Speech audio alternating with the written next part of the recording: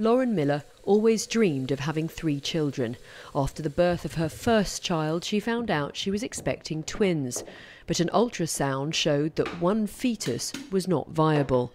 Not only would the baby not survive, but it would endanger both Lauren and her other babies' lives. Lauren and her husband were devastated.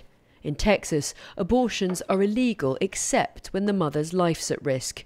But even then, some doctors still refuse to carry out an abortion. People were scared to say the word abortion out loud.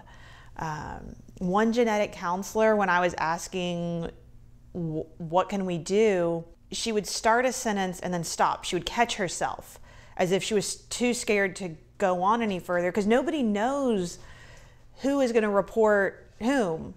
Lauren and her husband decided to go to a clinic in a neighbouring state where abortion is legal. It was terrifying to go. It was like we were being hunted. I remember just looking over our shoulder in the airport. I was visibly pregnant at that point because I was about 15 weeks pregnant, but with twins. And it just felt like, who's looking at us? What do they know? Lauren got a procedure known as a single fetal reduction.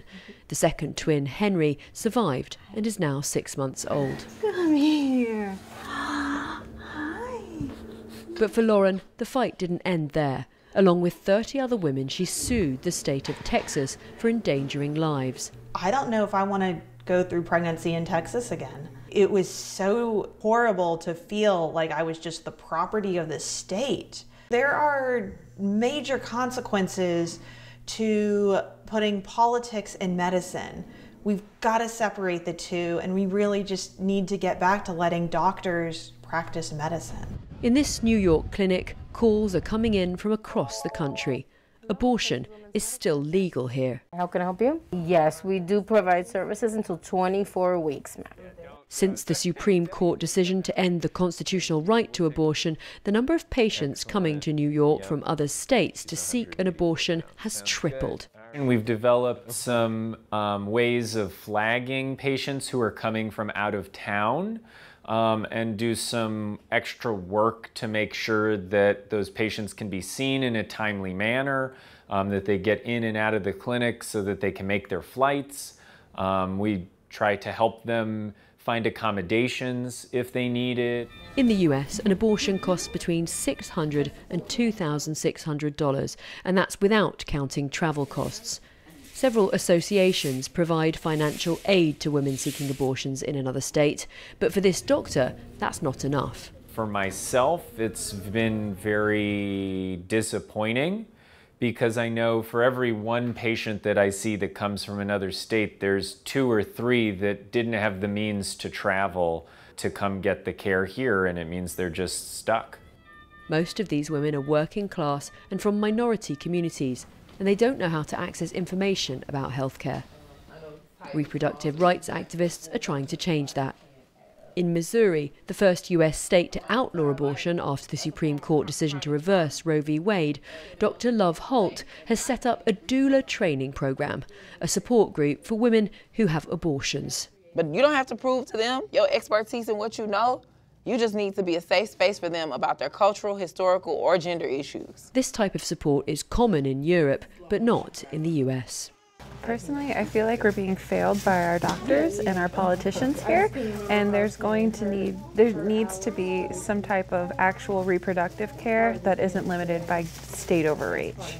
People risk their lives to end pregnancies that they didn't want, so it's very important for us to do this work to help save people's lives, because they're going to find a way to try to take care of it themselves or have a child that they didn't want. Yet this group is borderline illegal because in Missouri, a doctor who carries out an abortion could face a 15-year prison sentence.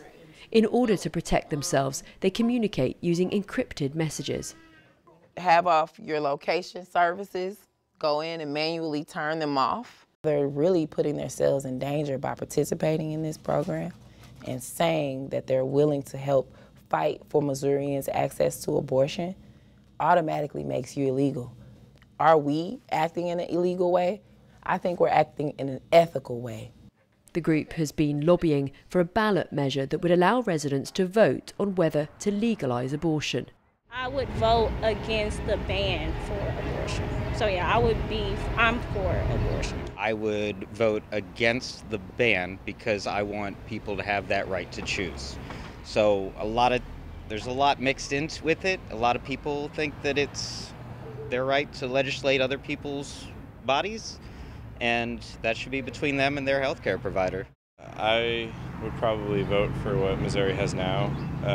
I don't really believe in abortion. In the ultra-conservative states of Kansas and Kentucky, a vote already took place. Those against abortion were defeated. Reproductive rights will be a key issue in the US presidential election in 2024.